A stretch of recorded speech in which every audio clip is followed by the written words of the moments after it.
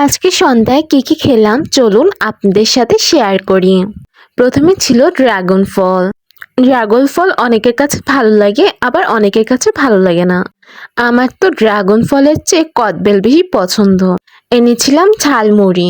এখন ঝালমুড়িটা প্রথমে খাবো, তাই এটা বেড়ে নিচ্ছি।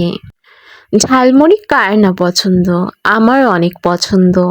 এখন আমরা দুই বোন ঝালমুড়ি খাবো। মামাটা খুব মজা করে মাখিয়ে দিয়েছে। এই মামার কাছ থেকে প্রায় ঝালমুড়ি কিনে আনা হয়, তাই স্বাদটা আমার পরিচিতই ছিল।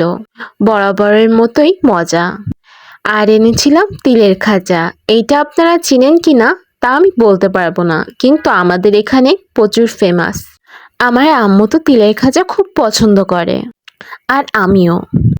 এখন আমরা সবাই এটা খাবো। এই খাজাটার উপর সাদা তিল দেওয়া থাকে বলে এটা তিলের খাজা নাম। খেতে মিষ্টি এবং মুখে দিলে মিলিয়ে যায়। এই তো, এই সবই খেলাম আজকে আমরা। ধন্যবাদ সবাইকে। আল্লাহ হাফেজ।